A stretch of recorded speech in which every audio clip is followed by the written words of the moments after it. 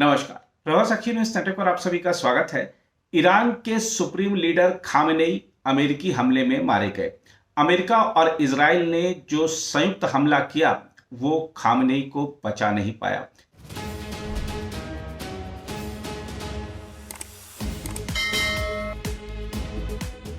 Khamenei ने छुपने की कोशिश की, दुबकने की कोशिश की, पलटवार की कोशिश की, काफ़ी चुनौती भी दी अमेरिका और इजराइल को। अमेरिकी जो बेसिस हैं गल्फ में, वहाँ पर हमले भी करवाए।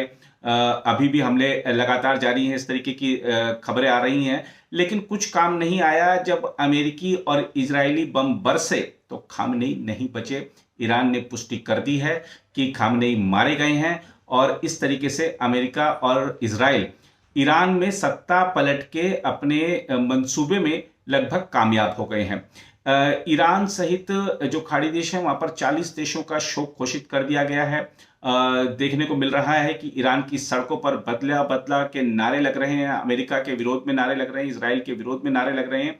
लेकिन ये सब मायने अब ज्यादा रखता नहीं है, क्योंकि जो अमेरिका और इजराइल 4 दिन का ये जो अभियान उन्होंने एक तरह से शुरू किया था कि 4 दिन में हमको अपना लक्ष्य हासिल करना है, वो लक्ष्य उन्होंने लगभग 1 से 1.5 दिन में हासिल कर लिया है।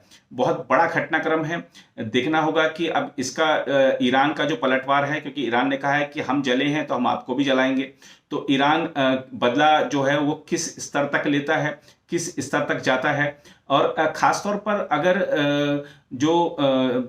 अगर हम ये देखें कि ईरान जो है वो अगर तेल आपूर्ति बाधित करता है समुद्र में, तो एक दिक्कत हो सकती है कि वैश्विक ऊर्जा संकट बढ़ सकता है। इस बीच हम आपको बता दें कि जो भारत सरकार है उसने भी अलर्ट जारी किया है। उसने चेतावनी जारी की है और भारतीयों से, जो खासतौर पर खाड़ी देशों में बड़ी संख्या में भारतीय रहते हैं, उनको वहां पे किस तरह से सतर्कता बरतनी है। भारतीय दूतावास किस तरीके से उनकी मदद करेगा, नंबर वगैरह भी, जो हेल्पलाइन नंबर वगैरह वो जारी किए गए हैं। तो तमाम जो घटनाक्रम है उस पर भारत सरकार भी नजर रखे हुए है। लेकिन हम आपको बता दें कि इसमें एक ये जो पूरा का पूरा सबसे बड़ी बात ये आ रही है कि ये जो पहले आ रहा था कि खामनेई को आप ढूंढ नहीं सकते हैं, खामनेई तक आप पहुंच नहीं पाएंगे। लेकिन अब जब अमेरिका ने, इजराइल ने मार गिराया तो सवाल उठ रहा है कि ये क्यों, कैसे हो गया, कैसे खामनेई तक पहुंच गए वो लोग, क्योंकि वो तो बड़ा गुप्त थे। तो अब आ रहा है कि शायद सऊदी अरब ने विश्वासघात किया ईरान के साथ। बताया जा रहा है कि वॉशिंगटन पोस्ट की खबर है कि सऊदी अरब ने अमेरिकी राष्ट्रपति ट्रंप को बार बार फोन किया, उनको शायद कुछ जानकारियां भी दी गई। तो सऊदी अरब ने क्या विश्वासघात किया, इसके बारे में जो रिपोर्ट्स आ रही हैं हम आपको जरा वो बताते हैं। अमेरिका के एक सूत्र ने इजरायली अखबार वाईनेट न्यूज को बताया है कि खामेनेई शाम को तेहरान में एक बैठक करने वाले थे। इजरायली खुफिया एजेंसियों को इसकी जानकारी थी, लेकिन इससे पहले खुफिया एजेंसी को यह भी पता चल गया कि सुप्रीम लीडर शनिवार सुबह भी एक बैठक करने वाले हैं। इसलिए इजरायली जो हमला था वो सुबह ही किया गया। हालांकि मीटिंग की जगह नहीं बताई गई थी, लेकिन तेहरान में एक सिक्योर कंपाउंड में शुरुआती हमलों में ही उनकी मौत हो गई, इस तरीके की खबरें आई हैं। और ट्रंप ने कहा है कि खामेनेई अमेरिकी इंटेलिजेंस और एडवांस्ड सर्विलांस सिस्टम से बच नहीं पाए और इजराइल के साथ करीबी तालमेल से ना तो वह और ना ही उनके साथ मारे गए दूसरे नेता हमले को रोक सकते थे। तो उन्होंने बताया कि हमले की जो भीषणता थी वो कैसी थी। अब लेकिन अभी ये साफ नहीं है कि ईरान में, अब क्योंकि खामेनेई चले गए तो सुप्रीम लीडर का जो ओहदा था उस पर कौन बैठेगा। राष्ट्रपति भी निशाने पर हैं, तो वो भी अभी छुपे हुए हैं।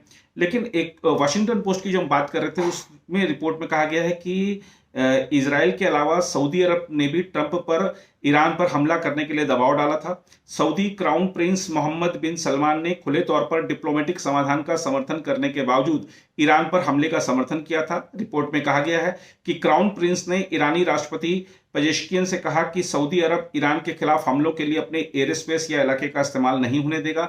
लेकिन अमेरिकी अधिकारियों के साथ बातचीत में उन्होंने चेतावनी दी कि अगर वॉशिंगटन ने मिडल ईस्ट में अपनी बड़ी मिलिट्री फोर्स का इस्तेमाल नहीं किया तो ईरान और ज्यादा मजबूत और ज्यादा खतरनाक बनकर उभरेगा।